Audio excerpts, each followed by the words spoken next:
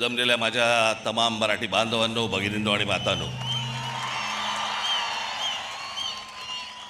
सर्वप्रथम मी आपणा सर्वांना गुढीपाडव्याच्या मराठी नववर्षाच्या मी मनपूर्वक शुभेच्छा देतो।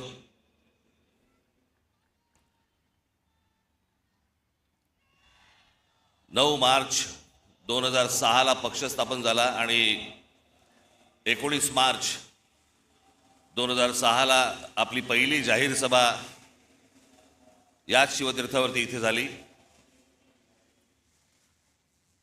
आज 20 वर्ष झाली पक्षाला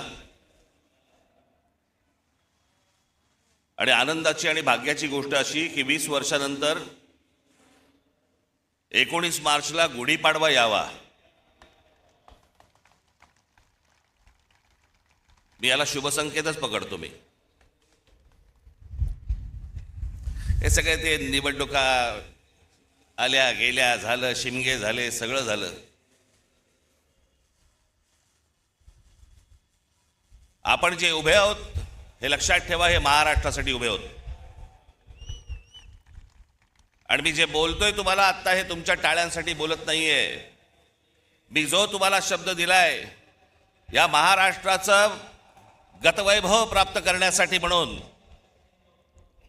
आपल्याला जी सत्ता घ्यायची आहे ती सत्ता भविष्यामध्ये आपण हातामध्ये घेणार म्हणजे घेणार। हे मी फक्त तुमच्या टाळ्यांसाठी सांगत नाही, तो माझा आत्मविश्वास आहे। पण आता काय पुढचे 3 वर्ष काही निवडणुका नाहीत या महाराष्ट्रामध्ये,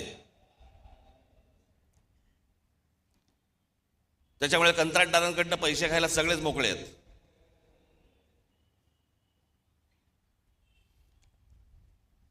आज देशातही एक